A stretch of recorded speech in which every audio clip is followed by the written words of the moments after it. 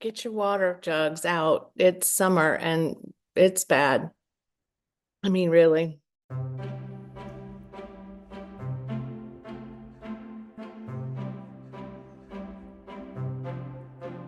Hi, readers. It's Lori. Welcome back to my channel, Books, Ink, and Paper. It is the epitome of summer in July, which usually for us, the worst, hottest month is August.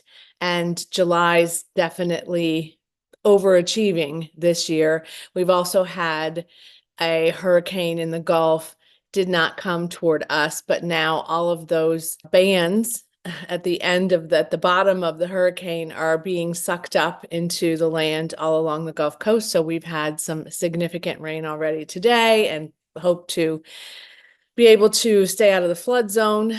I think we're fine, but there are a lot of people in the area that I live in that will not be fine. So in an effort to talk about something other than summer and the heat of the summer, I'm going to talk about Christmas in July. Now, you may be thinking, what in the world? And I know this isn't something you all haven't heard because some stores have Christmas in July sales.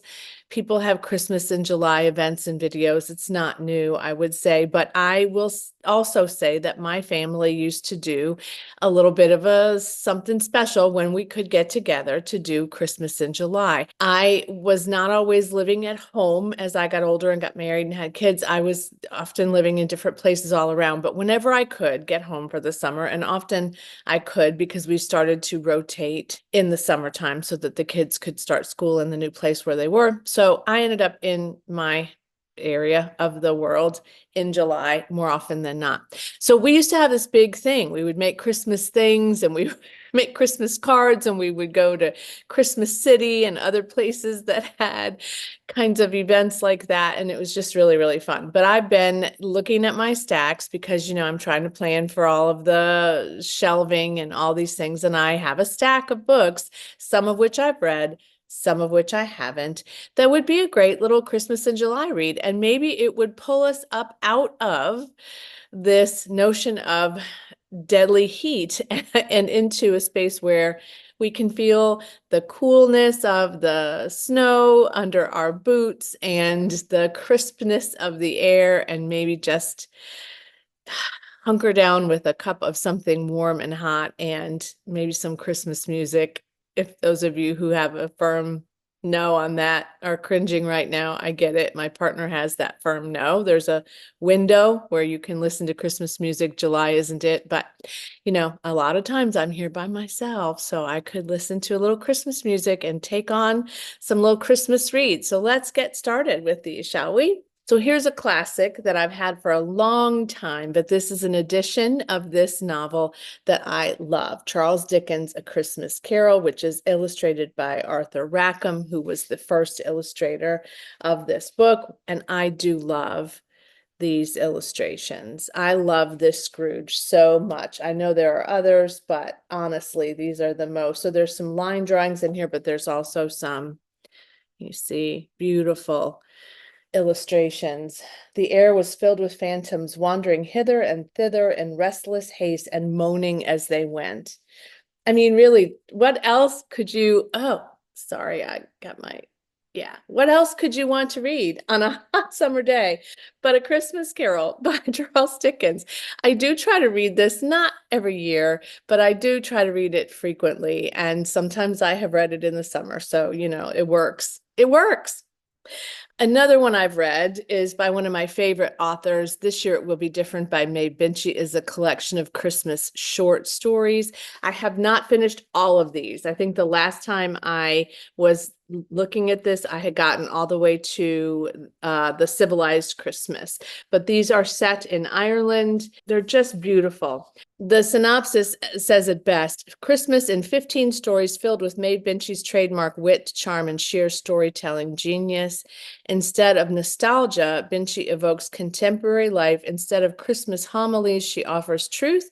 And instead of sugar plums, she brings us the nourishment of holidays that precipitate change, growth, and new beginnings. I just remember really loving this. I love the illustration on the cover of this as well. And Maeve Binchy is a treasure. So these are definitely easy little short stories that might not get you immersed totally into a Christmas story, but maybe you could read one a month until the end of the year, one or two a month, and then you would be all ready to go. This is a super quick read and one that your children might like as well.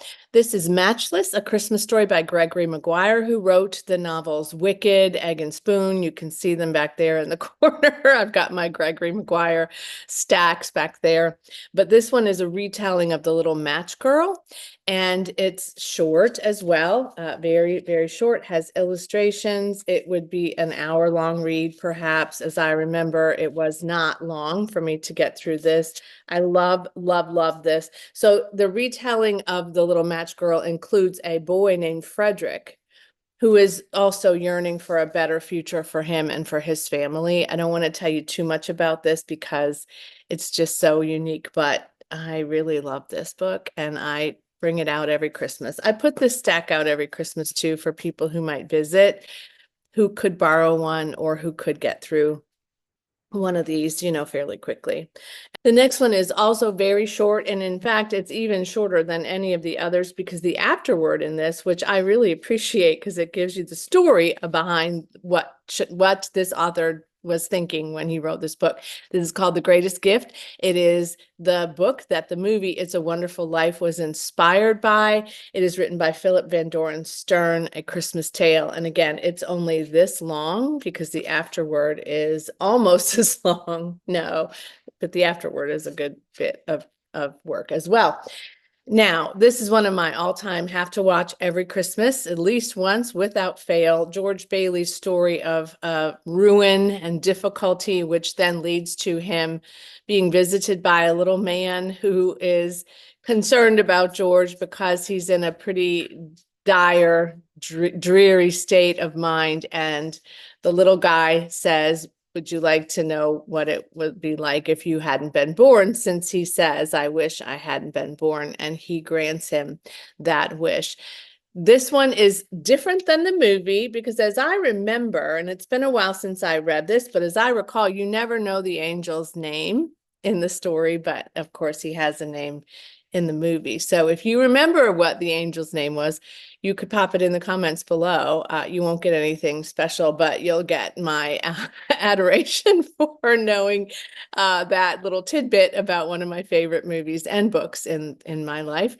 I really recommend this if you haven't read The Greatest Gift. Again, it would take you maybe 20 minutes, not even that, if you really savored it. And it's just a lovely reminder of what can happen in a man's lifetime and how to be grateful for what we have, even when things feel like they're at their worst. All right, and then this one I've never read, and I bring it out every Christmas and think I'm going to, and I don't get to it, but Wally Lamb is a favorite author of mine. I really love Wally Lamb, and this one is a bit different. Wishing and Hoping, A Christmas Story is funny. Now, some of his books are funny, but I don't think that all of them are for sure. But this one is about a small little community in Connecticut, I think. Yes, Three Rivers, Connecticut.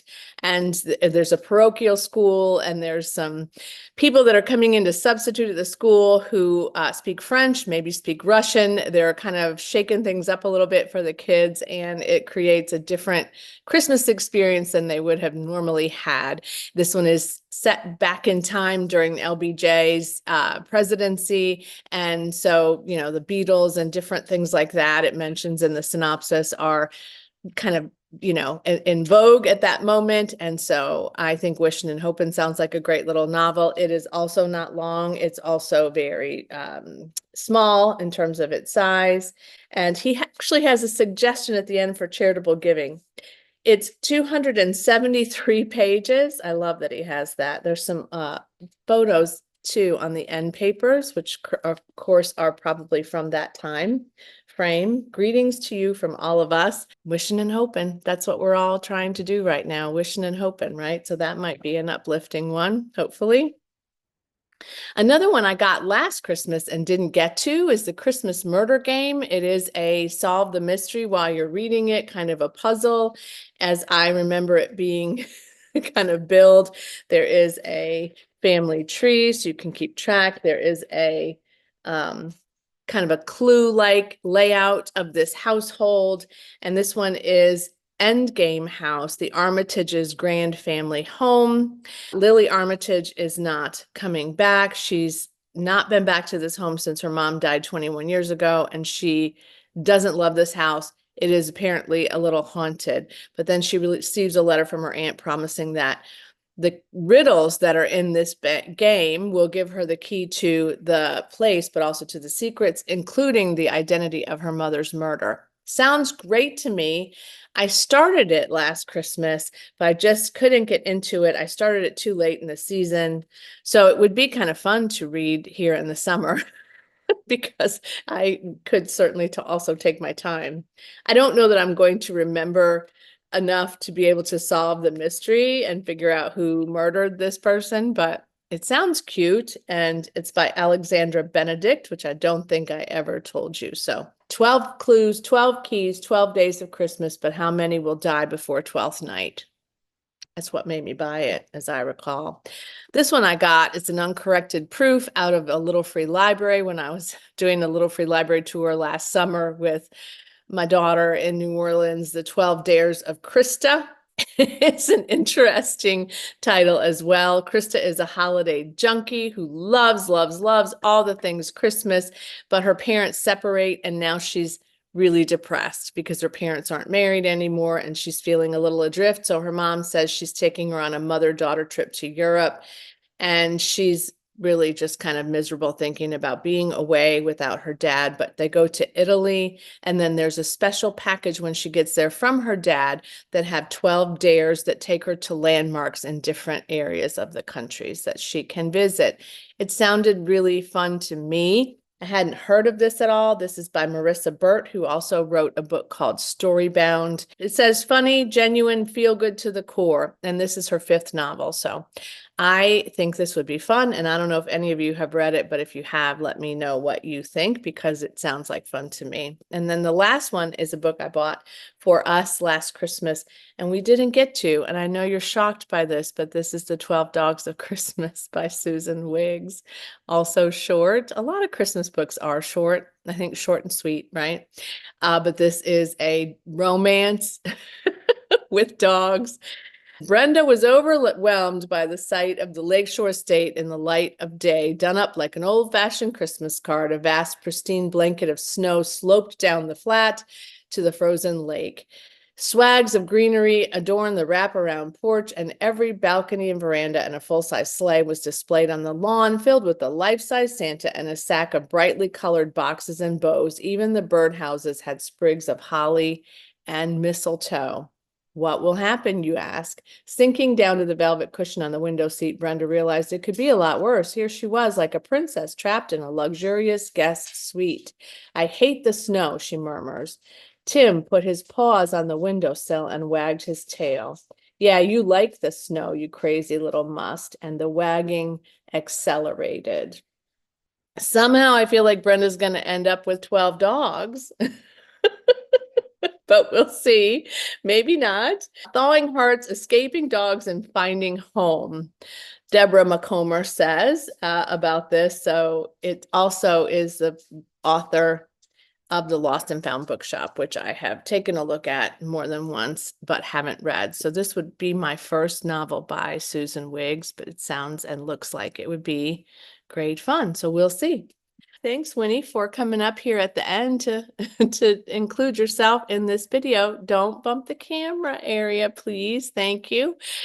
So that's your Christmas stack for Christmas in July, should you decide to participate. I'm definitely going to read at least one of these this month. I have a pretty busy TBR for summer, but I think, yeah, I just need a break. I need to read about snow and cold. So this is definitely something I am committing to. So stay tuned to see my wrap up to see which one of these I have picked up for the month of July, if not more than one.